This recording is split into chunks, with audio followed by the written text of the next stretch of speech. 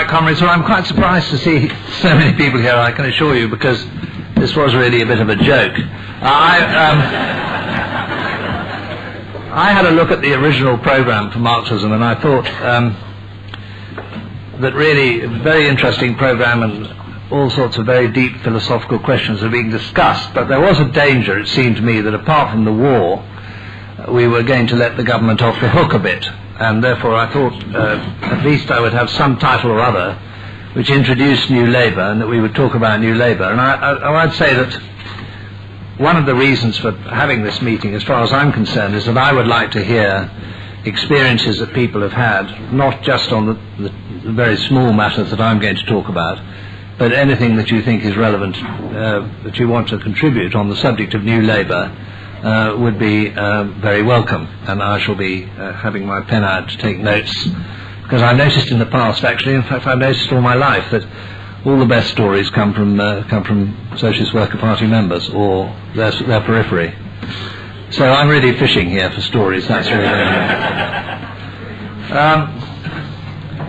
trying to think of how to focus the meeting. Reading the papers this morning, of course, there is only one issue. In fact, reading the papers for the last 3 or 4 years has really been only one political issue for the political correspondents, and that is the tremendous battle which is going on between, on the one hand, Blair, who I will call for the purposes of this meeting Tweedledum, and on the other hand, Brown, who is Tweedledee. And this huge battle between the two of them is central to the news today, and appears to be central all the time. So what I've done is to take two what I call mysteries, that still seem to me to be mysteries, relating to both these gentlemen. The mystery that I propose about Blair is this. The question is, why did he not join the Social Democratic Party in 1981? That has always seemed to be a complete mystery. The Social Democratic Party was formed in 1981, and it was formed by members of the Labour Party with the purpose of taking Her Majesty's opposition away from any suggestion of socialism. That was the purpose of the Social Democratic Party. You remember the Gang of Four and David Owen and Shirley Williams and those people. The whole purpose was to ditch any baggage which could be described as socialist from the agenda of the new party, and to found a new party which had no such association, which had nothing to do with trade unions and nothing to do with anything that could possibly be described as socialist or even social democratic, although they call themselves the Social Democratic Party. All sorts of people joined the Social Democratic Party, and the Social Democratic Party was extremely successful for quite a long time. They had very successful by-election results at Warrington and at Hill Head in Glasgow and at Crosby. They were getting thousands and thousands of votes, and it looked for a time as though they might even overtake the Labour Party as the main party of opposition, especially when they joined with the Liberals in what became known as the alliance between the Liberals and the Social Democratic Party. And in fact, in the 1983 election, they got, I think, 26.8% of the vote, whereas Labour only got 28%. So it came very close, even in that short time between 1981 and 83, to becoming the main opposition party in the country. And they were getting more than 50% in the polls and in some of the votes as well. Nevertheless, at this time, the young barrister Tony Blair, who was 28 in 1981, married in 1980, 28 in 1981, who agreed in every single jot and tittle with the Social Democratic Party program. There is no part of it that he disagreed with. He was 100% behind the Social Democratic Party, but he didn't join it. He stayed in the Labour Party, and that has always seemed to me a bit of a mystery. Some people solve the mystery by saying, well, Sherry Booth, his wife, his young wife at that time, came from a Labour family, a family which were loyal to Labour, and she wouldn't have let him leave the Labour Party. Well, that may be the case. Perhaps a more powerful argument is that his employer, who was a barrister called Derry Irvine at the time, and desperately wanted to be Lord Chancellor, knew he was unlikely to be Lord Chancellor, with the Social Democratic Party in office, but more likely to be Lord Chancellor with the Labour Party in office, and therefore that may be a reason why Blair was restrained from joining the Social Democratic Party. I don't really agree with any of these answers to the mystery, because I don't think those things decide these matters in the end. I think what decided it is that he decided, and he was advised to some extent there later, especially later by Peter Mandelson on this question, that it would be much more appropriate and easier to drag the Labour Party into the Social Democratic Party. In other words, to turn the Labour Party into a party with policies exactly similar to the Social Democratic Party if you stayed in the Labour Party. I think he probably had the intelligence. I never want to give him too much credit, really, but he probably had the intelligence as a young man of 28 in 1981 to make that calculation.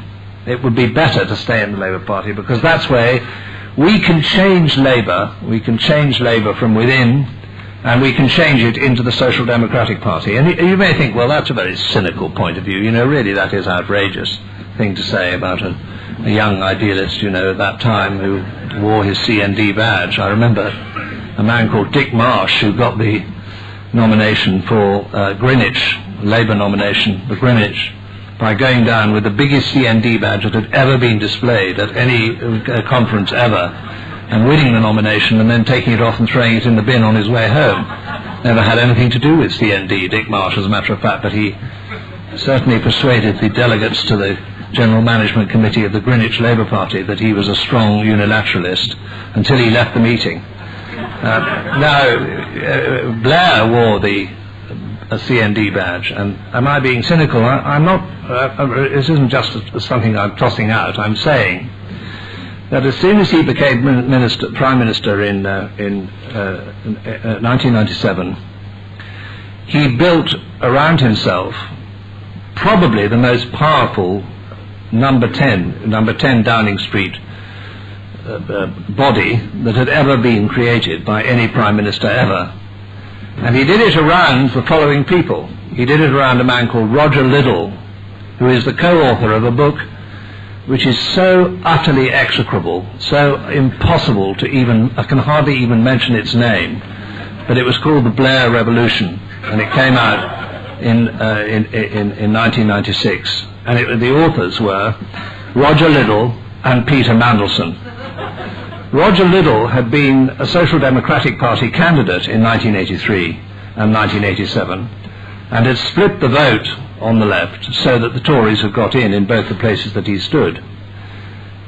He was in the SDP. Mandelson was still in the Labour Party, still believing that you could change the Labour Party. They wrote a book which is quite impossible for anybody to read. I don't believe that anybody ever read it. It was so badly written and so badly argued in every single way. But the point of it was to say, really we have to reject the baggage, as they put it, the baggage which has held Labour down all this time. We have to reject the trade union idea. We have to reject the collective idea. We have to reject the comprehensive education idea. We have to reject the idea of universal pensions, in fact universality throughout the benefit area. We have to reject all these things. That was the centre piece of that book. And Liddell was brought in as the main advisor to Blair on foreign affairs and Europe. The main advisor on economics was a man called Derek Scott. Coincidence. He'd been a parliamentary candidate for the Social Democratic Party, and he had stood in Swindon twice in 1983 and 1987, and had split the vote in Swindon so that you had a Tory MP for Swindon, which was very unheard of at that time, but you had it because Derek Scott had stood as SDP candidate and had pushed, had come third, but had gathered enough votes from the left to allow the Tory in. And the third man he brought in, who's not often written about nowadays, but is tremendously important to everything that's going on at the moment, was a man called Andrew Adonis.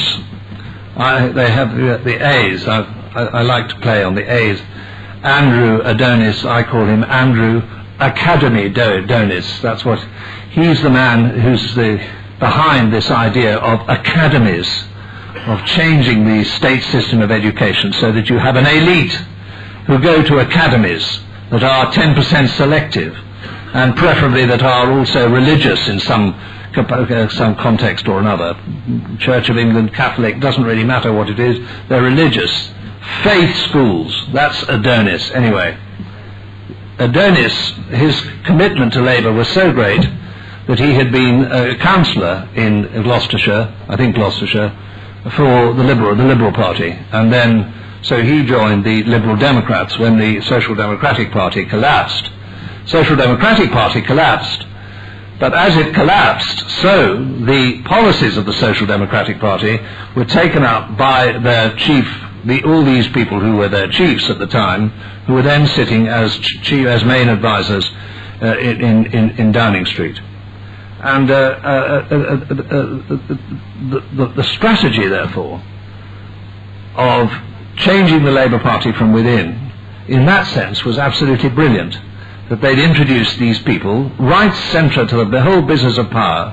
All these ideas that have come out of Downing Street have been suddenly launched on Downing Street, quite to the surprise of the Parliamentary Labour Party, or the Labour Party generally at large. All these ideas have come out of Downing Street, and they've come out of this little claque of Social Democratic Party people who have actually succeeded in every way in doing the thing that Blair wanted to do when he decided not to go into the Social Democratic Party.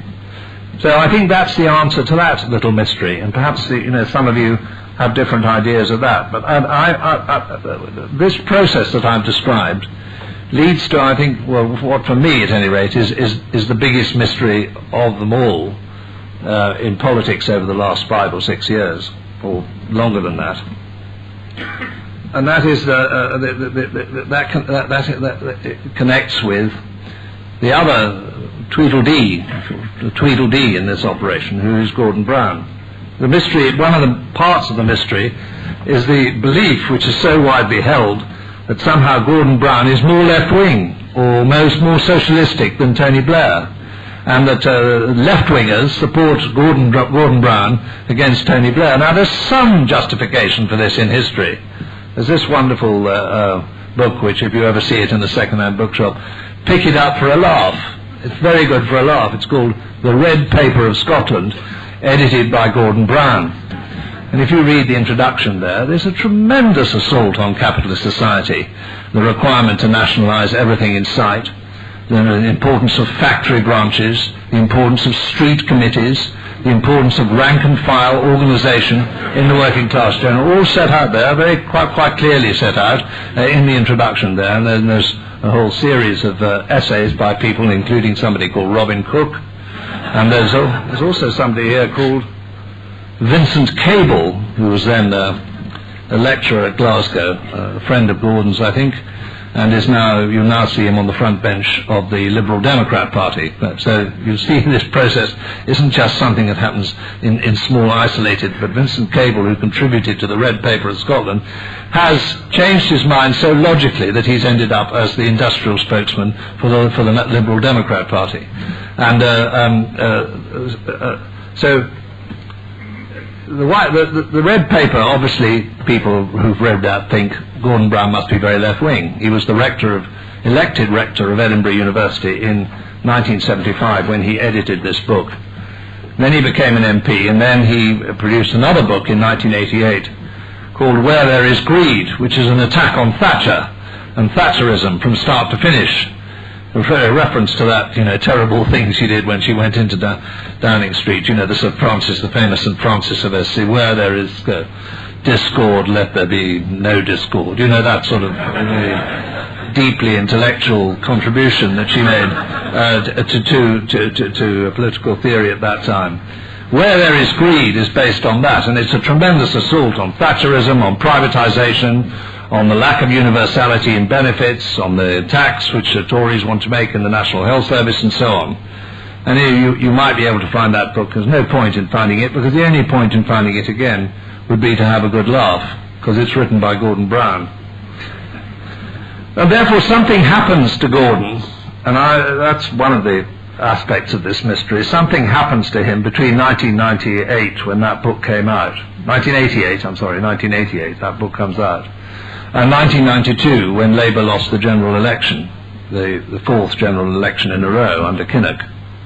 Something happened to him either just before they lost that election or just after, when he revised his position, which he'd set out in the red paper, in his biography of Maxton, which is actually a very bad biography, but nevertheless just a poor piece of work, and certainly where there is greed, changed his mind completely, totally reversed his position. We're not going to get into office that way. There's no point in being in government unless you're in office. This is the way the argument would have gone. And therefore we have to throw the whole thing out, the way the Social Democratic Party wanted to throw the whole thing out. We want to throw out anything that can be attacked in the Daily Mail. That actually was the philosophy that led the Downing Street. Alistair Campbell, that was his philosophy. Anything that can be attacked in the Daily Mail needs to be dispensed with by Labour. And therefore, that was Gordon's view. That was Gordon Brown's view after '92. Completely changed his mind, reversed his position, went into the backstage, if you like, of politics for a long time, but intrinsically believed that the old beliefs which had led him to write these books way back in 1975 and 1988 had to be dispensed with. The old beliefs had to go, and new beliefs had to come. And that was his strategy, which was, whatever they say in the newspapers day by day, his strategy, his general strategy, has been precisely the same as that of Blair. By the time he became Chancellor of the Exchequer in 1997, he's been Chancellor of the Exchequer ever since, in the same way as Blair has been Prime Minister ever since. You get office by making friends with the rich, by sucking up to the rich in any way possible, and there are a whole series of examples, I mean quite disgusting examples, of him going out of his way to slobber to the rich, to say what a wonderful man Lord Marshall was, for instance, the chairman of British Airways. You know, when he was 60 or something, they had a party there, and the guest of honour was Gordon Brown, and that happens over and over again, all the time. You get there by sucking up to the rich, and you stay there by sucking up to the rich, and that is, you can do that even when you're chairman of the Aneurin Bevan Society, which he is, even when you use the word Labour in your public speeches, which Blair on the whole doesn't like doing. So the difference is really that Blair talks about Labour and Brown doesn't. And Brown said, so Brown talks about Labour and Blair doesn't. Doesn't really matter which way round you look at it. But that's the difference between them. You say these things, but you behave in a completely different way. And I want to. That's the context that's the context in which I want to throw out what seems to me the biggest mystery of all of the whole period of the Labour government, which is encapsulated in these letters PFI, which everybody knows stands for Paul Foot Investigates. The PFI, which the history of PFI and the way it develops and how it develops seems to me a most extraordinary mystery. See, because PFI, Private Finance Initiative, is not a Labour theory at all. It doesn't come out of the Labour Party. It was never even discussed in the Labour Party at all. It was a Tory idea. In fact, the brainchild, the person who invented it, was a man called David Willetts, who is an extremely right-wing, very ideological capitalist, who you'll see from time to time on the television. I mean, he's now the Tory spokesman on pensions and social services. It was Willetts who, in a pamphlet way back in the early 1990s, first suggested this idea that the way the government should proceed is that when they have a big project, a big building or a big project, a big computer project or something of that kind, what you do is you bring in the genius of private enterprise to run it for you, and you finance it with public money. You engage in what is really no more than a sort of mortgage, whereby you mortgage the building, or you mortgage the computer, or you mortgage the intellectual rights in what the computer is producing. You hand it all over to private enterprise, and at the end of 30 years, instead of it coming back to you, as it does in most mortgage situations, it goes to the people that you've given it to in the first place. So that's the idea of PFI. It was a Tory idea. I mean, and it was the Tories developed it, but they couldn't develop it very fast, They couldn't develop it as fast as they would like to do. One of the reasons they couldn't develop it as fast as they would like to have done was because the Labour Party was against it. They were strongly against it. They were very bitterly and powerfully against it all the way up to 1996. In the 1996 there was a debate in the Labour Party conference, and there was a debate in the House of Commons in which the spokespeople for Labour spoke out against the concept of the private finance initiative. This is just a quotation from a man called Sam Galbraith, who was a doctor in Scotland, and he got in, I think, in 1992, and he was a front-bench spokesman for Labour in 1996, and in the debate on the PFI then he said, the private finance initiative is basically all about government bodies borrowing money but not having it set against the public sector borrowing requirement. You borrow the money, but no one knows you borrowed it. You don't announce that you borrowed it. Today, the private sector will only get involved in the PFI within the health services if it carries no real risk. The result, he said, and it's a quotation which really should be cast in stone over every Labour Party conference, was a financial sleight of hand, a massaging of figures, as a result of which the increase in the public sector borrowing requirement is not shown, and is thus a matter of deceit. So the position of the front bench of the Labour Party in 1996 was that PFI was massaging, it was a matter of deceit, and that, as you see, that's a debate in the summer of 1996, which is carried through into the Labour Party conference of 1996. That was their attitude to PFI. So the PFI, because of this opposition, hadn't been a great success under the Tories. Very few projects, in fact no hospital projects at all, had been introduced under the Tories under PFI. And the reason for that was that the contractors who were expected to come in and put their money into this operation were worried about, A, the opposition of the Labour Party, but they were also worried about the legal implications of getting involved in PFI. They were worried about these institutions that had been set up by social democracy, the health service, for instance, the National Health Service, local authorities, which were all the time falling into the hands of Labour at that time. They were worried about the legal implications of putting their money in operations which were financed by local authorities or by the health service. Whether that was legal? Were they allowed to do that? Wasn't there some danger that, if for some reason or other they failed in producing these things, that they would be the people who would be stung for it? Might they be stung even for going into the operation in the first place? They were unclear about it, and that's why during the whole period from when Lamont and the Tory chancellors first started talking, Lamont and Clark first started talking about private finance initiative, that was why so few of these projects were actually carried out. Now, immediately, Labour came to office in 1997, and this is the mystery to me. I mean, it is still a mystery. It still amazes me. Immediately, they started to engage in the private finance initiative. And when I say engage in it, they threw everything at the private finance initiative.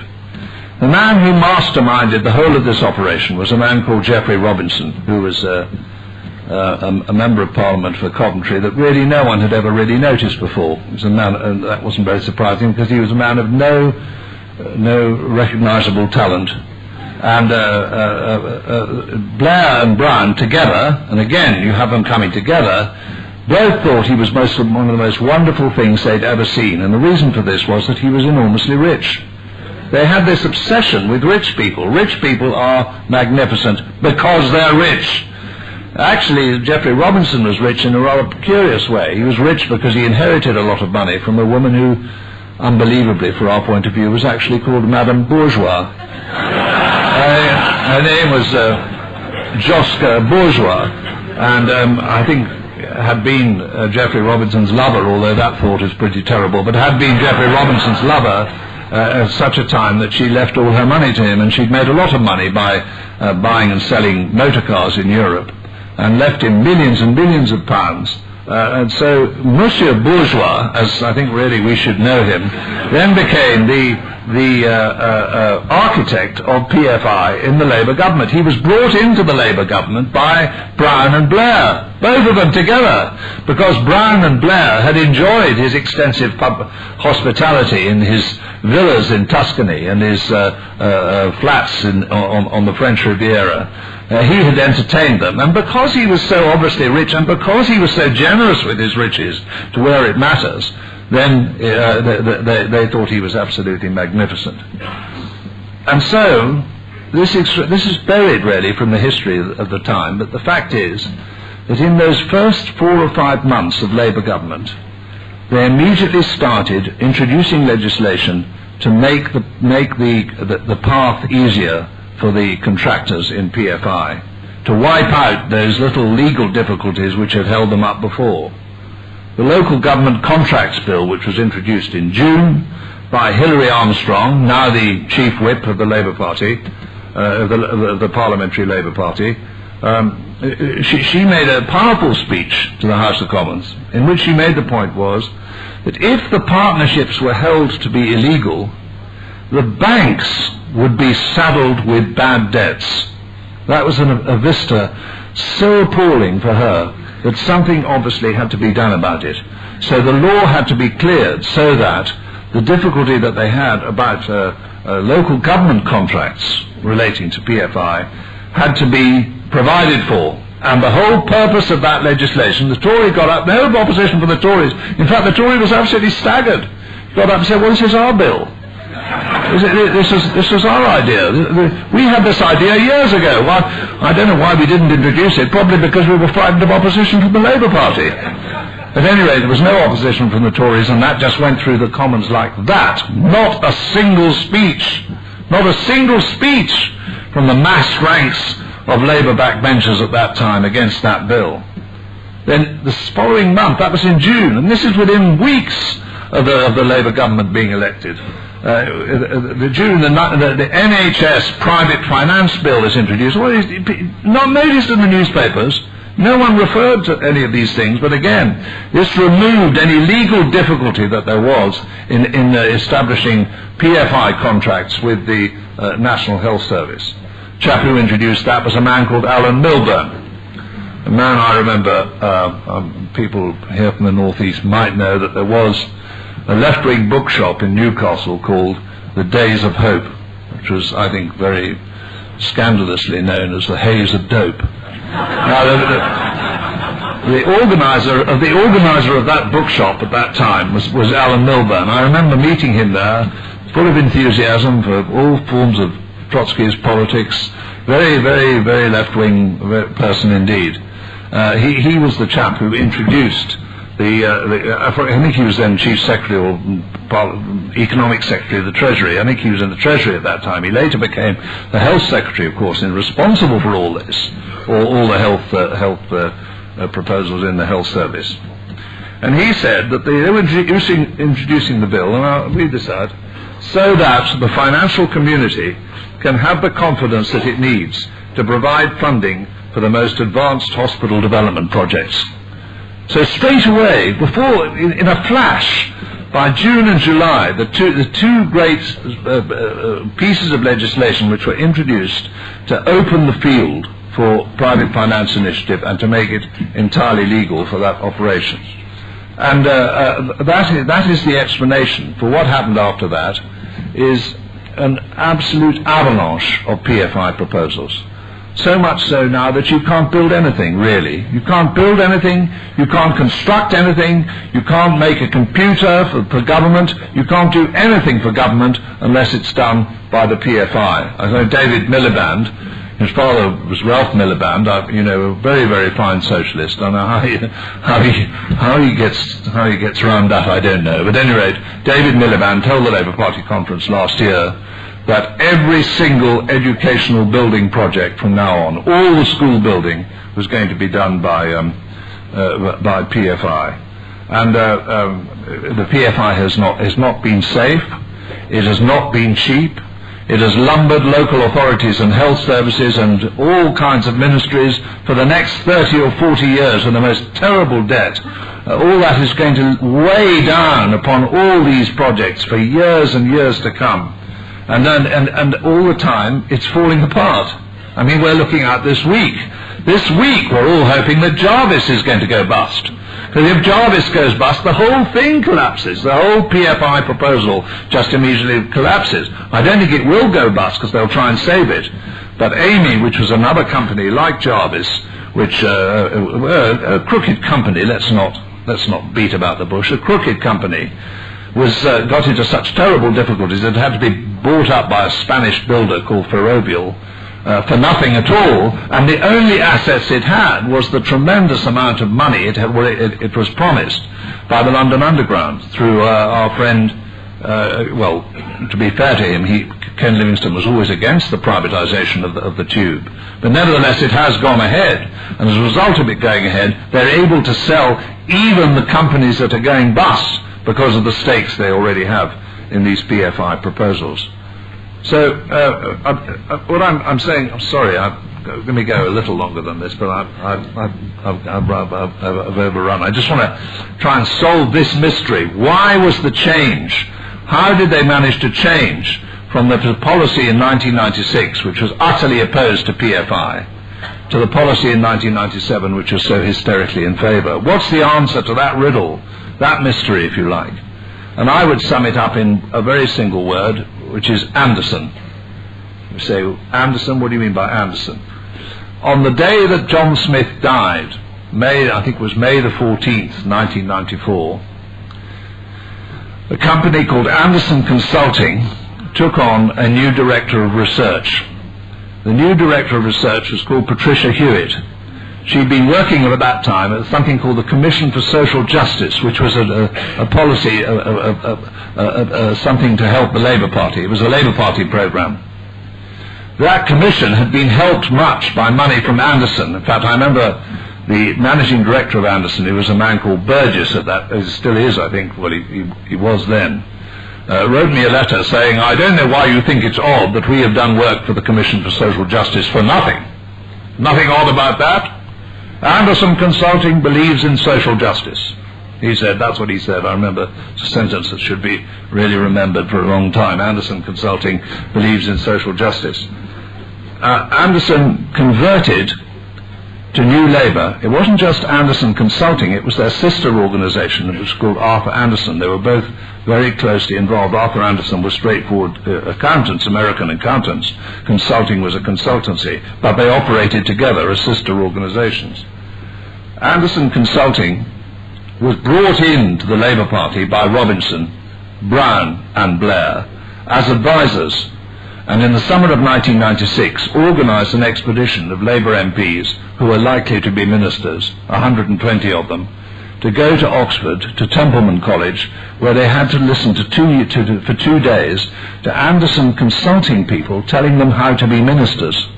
I'm not making this up, you know. People think, you make it up, you're mad, you've gone right off your head. No, they all went there. I've spoken to people, Mark Fisher, I spoke, yes, we went there, it was a bit boring.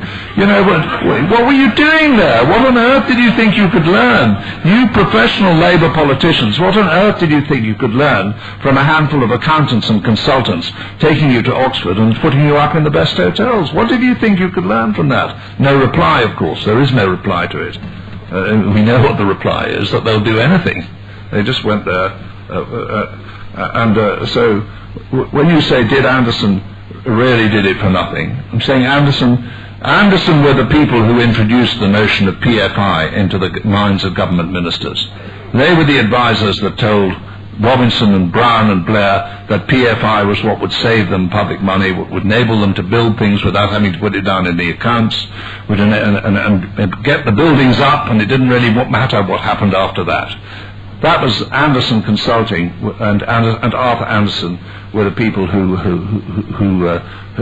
proposed that operation. And in return, because these great corruption stories, they're not.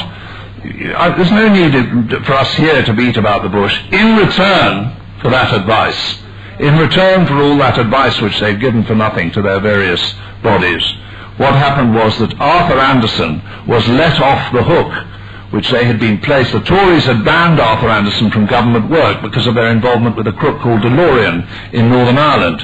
They'd been deeply involved and deeply implicit in that particular crookedness, which has robbed the exchequer of about 70 million quid. And they were the Tories refused to do business with Arthur Anderson because of this operation.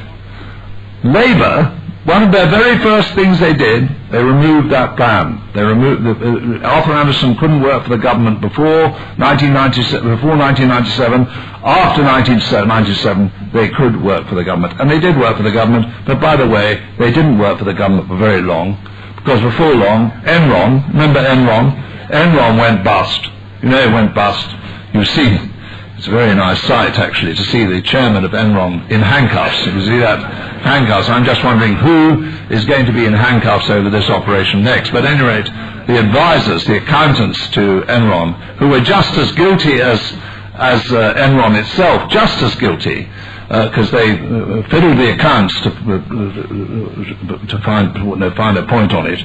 They fiddled the accounts, and as a result, they went bust too. They've gone down the drain as well. So all that grovelling and all that advice that they had from these people about PFI came from an utterly corrupt and now bankrupt accountancy concern. And you just wait as to which is to be the next to be in handcuffs. You know, really, the PFI operation is exactly what Enron was about. It was about they call it off-balance sheet accounting. What that means is that you don't put things that spend a lot on the balance sheet. You know, it sounds good, off-balance sheet accounting. Oh, it's not on the balance sheet. So, we don't mention that. We built more hospitals, like you hear Blair saying every day. You hear him on the day. More hospitals than ever before. Yes, more hospitals than ever before. Where are they accounted for? Nowhere. You don't find them in the companies that built the hospitals. You don't find their names there in their accounts. In Carillion and all the other big private companies that build, you don't find in their accounts any reference to the hospitals, and you don't find it in the government accounts either. They've vanished. It's the astonishing case of the vanishing hospitals. All these hospitals they built have vanished. They've vanished into thin air, and that was what brought Enron to disaster, and that what is absolutely certain to bring this lot to disaster too. But whether or not we can hold out the prospect of Blair, Brown, Robinson and all the rest of them in handcuffs is another matter. Unfortunately, I don't think we can. So, I mean, really what I'm saying is this, just to conclude, that what's gone on here, I mean, these are just very few examples, but what is going on here with New Labour is the rejection, indeed the reversal, of social democratic politics, even the miserable social democratic politics represented by the Labour Party up to 1997. They are rejecting that. They're rejecting it over housing, council housing, gone. They're rejecting it over pensions, state pensions, the notion of state pensions being central to the pension strategy, gone. Comprehensive education, gone. Transport, the idea of public transport, effectively gone, and increasingly even the health service, the sort of the diamond of the social democratic crown. Even that is being all the time pinched and taken away and lessened by the processes which this government have advanced. So this is something very huge that is taking place, the dismantling of social democratic politics, something really very big. And it's taking place in general without debate, and it's taking place in circumstances of almost complete secrecy, so that one of the worst aspects of PFI, for instance, is that it is secret, commercially confident. Excuse me, how much have you spent on this? I'm sorry, we can't tell you. But that's our money. No, we can't tell you that because it's commercially confident. Your money is not so much important as the money of the shareholders in Carillion, KPMG and all the rest. And by the way, Derek Scott has now gone across to KPMG. So that's where he is. And one by one, all these others will end up in just the same sort of place. So it isn't, what's happening here, just to sum it up in one sentence, is that it's not just, when you talk about social democracy, it's not just the socialism which is being squeezed out of the history of social democracy, but it is the democracy as well. You're losing the socialism and you're losing the democracy. And everything is being handed over to a narrow, oligarchical and secretive capitalist society. That's what's happening. And in these circumstances, these are not really mysteries at all. It's quite clear what's happening, and it's quite clear what should be done about it. Thanks very much.